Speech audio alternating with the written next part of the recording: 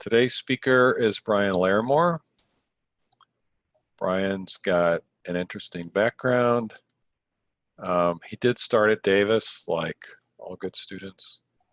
But it looks like he was pre-med. He got his bachelor's in neurobiology, physiology, and behavior, or NPB, which is a notorious pre-med degree program. But apparently, while he was a student, he discovered brewing and started working at Sidwork, where he actually worked for about 3 years after graduating from NPB. During that time, he also got his master's brewer certificate. But luckily for us, at one point, he discovered wine was more interesting than beer, or maybe he'll comment on that. But then in 2018, he came to UC Davis to study viticulture and enology. Today, he's going to talk to us about his research project on methods of measuring SO2 in order to study oxidation. So Bryan, go ahead. Hi, I'm Bryan. Today, I'm going to talk about my project, which is an oxidation challenge to methods of SO2 measurement in wine. Unfortunately, right as the data collection sections started going, the shelter in place happened. So this talk is going to mostly focus on the background and the experimental design of any data for you guys today. So I'm going to talk about what is SO2 and why is it important in wine, methods of measurement and problems with the methods of measurement, and my project goals and experimental design. So sulfur dioxide has been used by winemakers for generations. It is a natural byproduct of fermentation, but it's also added by winemakers as a preservative. The legal limit in the United States is 350 milligrams per liter, but normal wines have about 80. The reason winemakers add it to their wine is because it acts as an antioxidant, an antimicrobial. It deactivates polyphenol oxidase, which is responsible for browning of white wines. And it's also a good nucleophile. So it binds aldehydes and ketones that form through oxidation in wine, keeping them from volatilizing and giving the wine an oxidized or old aroma. Despite these benefits, there's a current movement to use less sulfur in winemaking from the natural wine movement, who try not to use any sulfur at all, to places like Ridge, who put on their label minimum effective sulfur dioxide. So it's really important that winemakers are able to measure their SO2 accurately so they can reach that minimum effective dose without overshooting it too far. It gets tricky because sulfur dioxide exists in an equilibrium in wine with the molecular form, the bisulfite, and the sulfite form. At normal wine pHs, the vast majority is in the bisulfite form, which is associated with the antioxidant properties of wine. But there is a small amount in the molecular form, which is very volatile, and it's associated with the antimicrobial properties. The bisulfite form is also in a dynamic equilibrium because it is a nucleophile. It binds electrophiles in wine with varying strengths. So with acetaldehyde, it binds it very strongly, almost irreversibly. And then with other compounds like anthocyanin, it only weakly binds them. So anthocyanin is a flavonoid in wine responsible for wine color. In young red wines, it's usually found between 500 and 2,000 milligrams per liter. Bisulfite weakly binds it at the C4 position, and it's reversibly bound. So this makes it a good reservoir for as the free bisulfite is oxidized or evaporated, these bonds can break, releasing more free SO2 back into solution. However, it was shown by Coelho et al. That these bonds, it's unclear how quickly they break apart, but that traditional methods of measurement break these during the measurement, resulting in an overestimation of free sulfur in the wine. So traditional methods most commonly used right now are aeration oxidation and the Ripper method. Aeration oxidation, it uses the sparging and distillation of an acidified wine sample, which is then trapped in a peroxide trap. So the wine sample is acidified to push the equilibrium into the molecular form, which is very volatile. It then is distilled and reacts with the peroxide, forming sulfuric acid, which can then be titrated with sodium hydroxide to measure the concentration of sulfur in the wine sample. The Ripper method is a direct iodometric redox titration of an acidified wine sample. Once again, it's acidified to push it into the molecular form, and starch is added. The iodine is then added and binds the sulfur in the wine. Once there's no longer sufficient sulfur for it to bind, it binds the starch, resulting in a color change.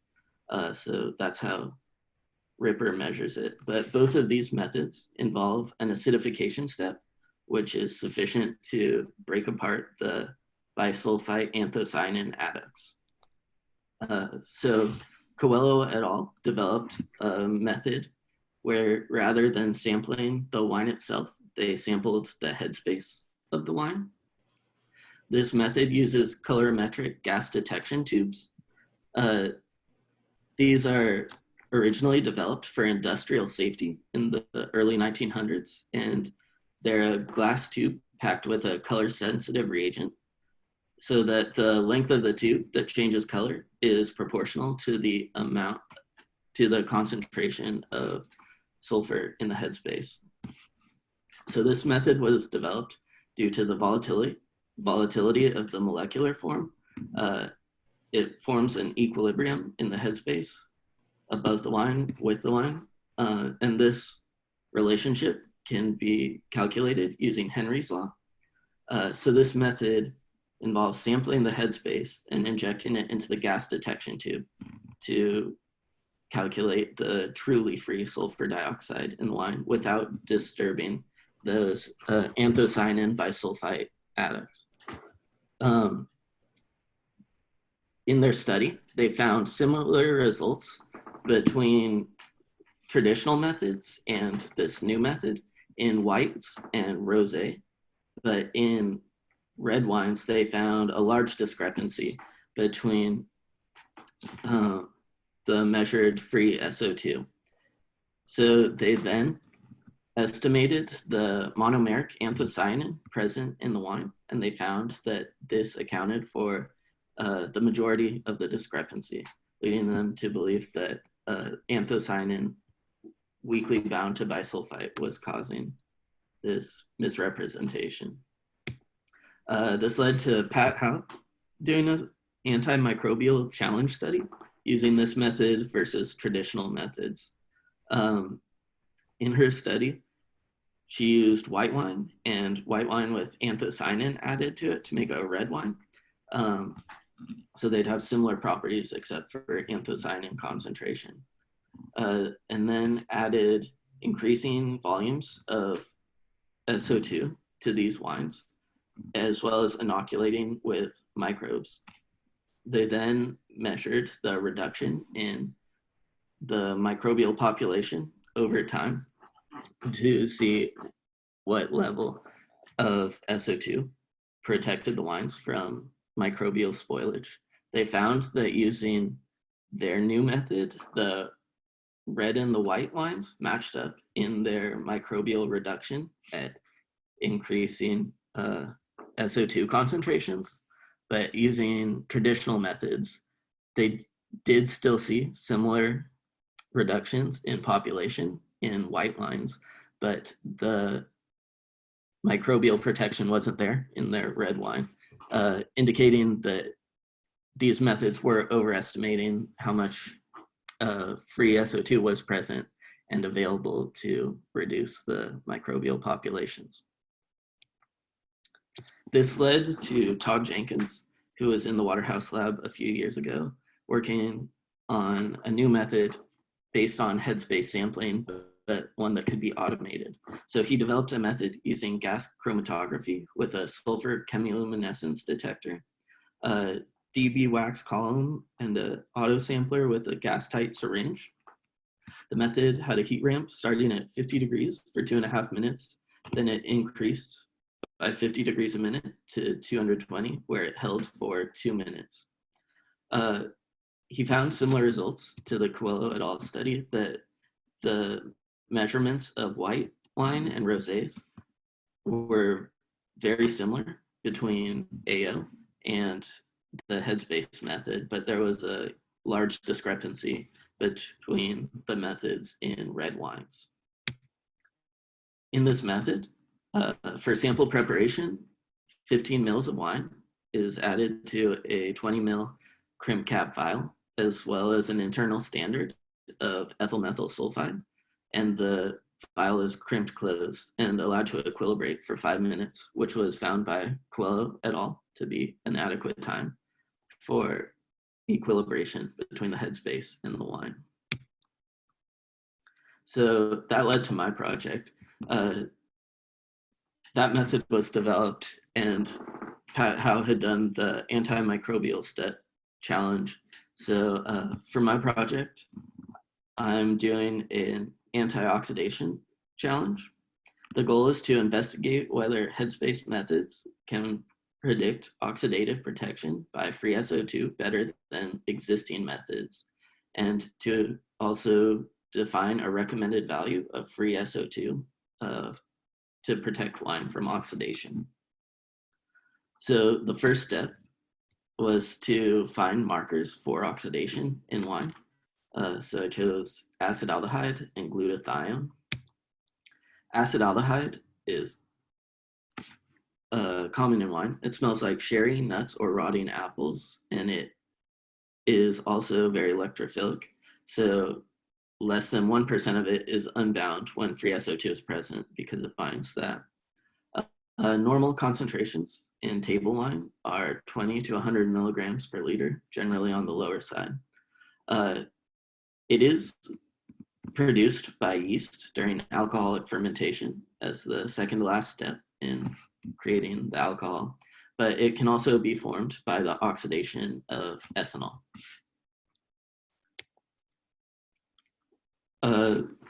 Oxidation in wine gets tricky pretty fast, but it occurs when molecular oxygen reacts with iron 2 in wine,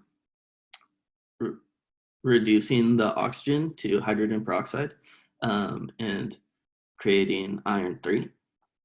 The iron 3 is then recycled back into iron 2 by diphenols present in the wine, such as catechol, which are then oxidized to quinones in wine. But these quinones are very electrophilic, so they'll react with nucleophiles in wine, like thiols, bisulfite, or other phenols.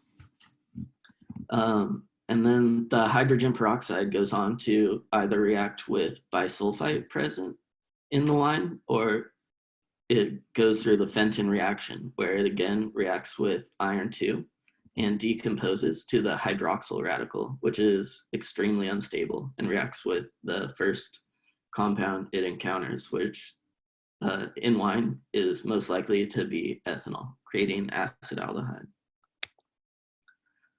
Elias and Waterhouse did a study to find the preference of the peroxide between bisulfite and the Fenton reaction.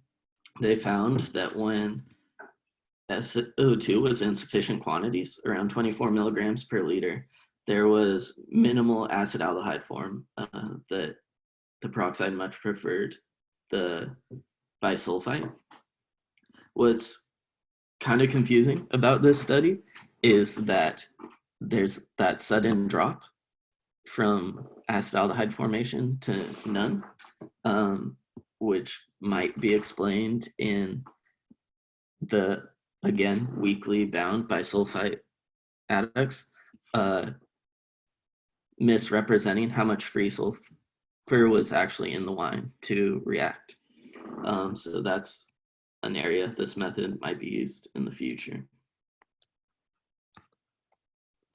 The second marker I chose was glutathione. Glutathione is the predominant thiol in wine. It exists at concentrations between non-detectable and 27 milligrams per liter. It has a high reaction rate with quinones formed through oxidation. But as Nicolan Tanaki found in 2014, the quinones have a higher reaction rate with bisulfite. But once a bisulfite is consumed, it then reacts with the glutathione. So this made it another good marker for oxidation, because as soon as the bisulfite's gone, the glutathione will be consumed as well. So the first method that I was working on when this whole shelter in place started was using aeration, oxidation, and the headspace gas chromatography method to measure free sulfur in wine. As then I will use hydrogen peroxide to oxidize the wine, mimicking the right side of that oxidation cascade from earlier. And once this was allowed to react, I'll quench the reaction with excess SO2 and then measure the acetaldehyde formed in that process and compare the acetaldehyde that was formed to the predicted protection by the two different methods of measuring SO2 in the wine. The next part of my project is I'll use the glutathione. I'll use the headspace gas chromatography method to measure the truly free SO2 in wine, which has SO2 at increasing concentrations, as well as the initial glutathione levels. I'll then oxidize the wine by saturation, like Danilowicz is 2018 method, and then look to see what level of truly free SO2 in wine prevented the consumption of glutathione. So the next steps are to get back into the lab once this quarantine calms down a little bit so that I can finally perform these experiments. I'd like to thank the American Vineyard Foundation for funding my research, the Wine Spectator Scholarship for the scholarship, Dr. Waterhouse for helping me develop these experiments, and the whole Waterhouse lab for being so helpful. James, T, and Pat, they've been crazy helpful. My cohort, thanks so much. Larry Lerno and Ying Choi, who saved the day a lot of times when I was working with the GC and the HPLC. Joe Williams and Kelly Scott in the beer department, who let me be their TA all of last year, which paid for that. And of course, Laura Matrulis. Are there any questions?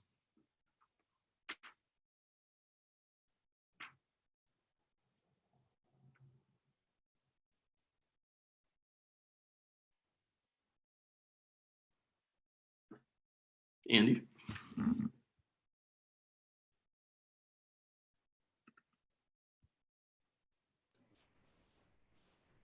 I was just clapping. Nice.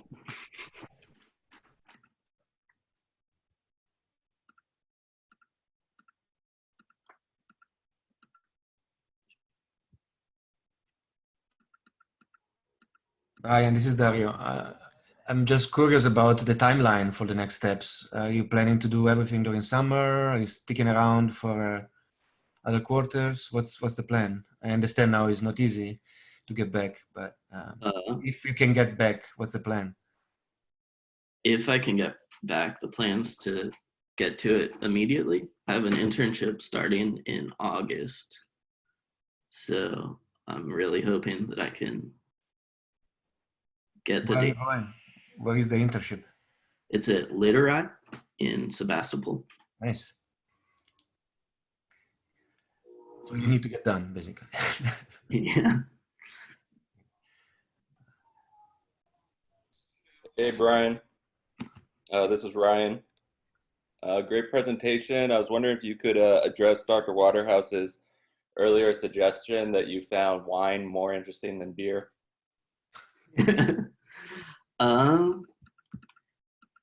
Beer was really cool, but it's just the same thing every week. So like at the beginning, it was really fun, but it started going crazy. Like January 1st feels exactly the same as July 1st, except you're wearing a jacket. So.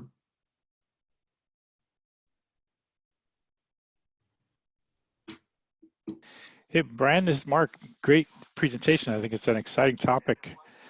I was wondering, while you're working with any of this, if you'd had any thoughts about possibility of industry adopting some of these headspace methods. I think definitely it would be beneficial, especially for people who are trying to ride that line of like minimum effective dose. I think that they're not really sure if they are at the minimum effective dose. And also I think it would definitely be beneficial there for the people who are kind of trying to get close to that line of minimal SO2. And then I also think it'll be interesting in pushing conversations forward of, I think people are getting a lot more oxidation in their wine than they think. And maybe it'll kind of transition the conversation from like oxidation is horrible to like, hey, it's also doing some other things. Cool, thanks. Hey, Brian, this is Andre. Really good job. I don't know a whole lot about the headspace detection tubes, but I was just wondering, do you think they could be used for routine SO2 sampling? Like, are they able to be reused, or is what's the cost associated with using them? I don't actually know the cost. They can't be reused, so they're disposable. But I think they're pretty cheap. I think they're around $5. Andre, you can use the tubes for, if you don't have a lot of SO2, you can use the tubes on a couple of samples. So you get a colorimetric change along the tube, and it goes for so many centimeters. And once you run out the tube, then you have to throw the tube away. In some cases, you could get more than one sample from a tube. But as Brian says, they're disposable. They're not reusable. I think that might be useful, or would be useful on certainly small scale for analysis, but for large scale, big operations, it's not practical because you can't automate it. Someone has to stand there and push the gas up the tube and then inspect the tube manually, et cetera, et cetera. Great, thank you. Quick question, just a little curious. You're doing research on SO2 and then you're going to go work for Literati. That's a bit of a juxtaposition. Yeah. I've gotten real into soil health here at Davis. I took some soil science classes. So they're doing some really cool stuff with working on regenerative agriculture that I'm really interested in. So real excited for that. Well, congratulations. Thanks.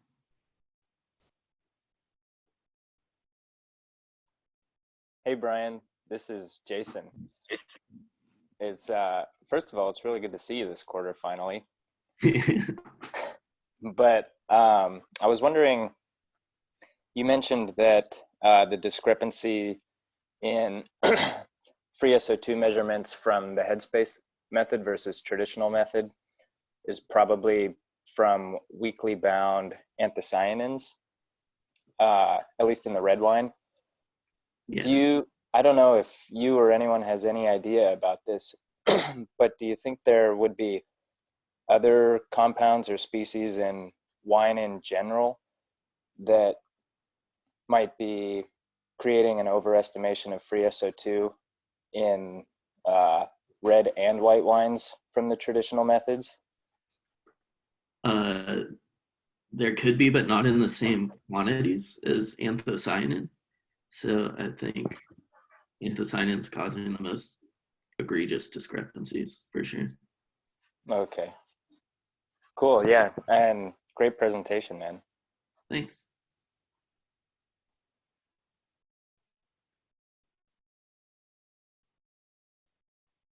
Hey, Brian, this is T.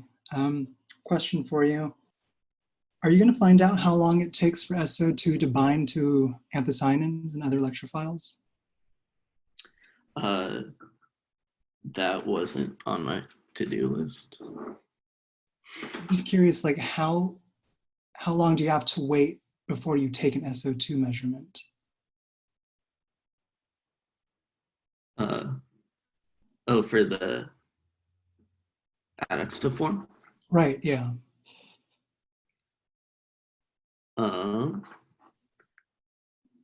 So I did an experiment where I saw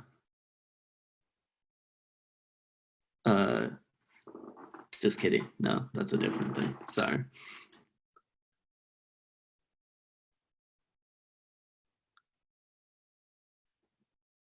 I'm not sure. Well, yeah, I just thought that might be useful information for a winemaker to know. Yeah.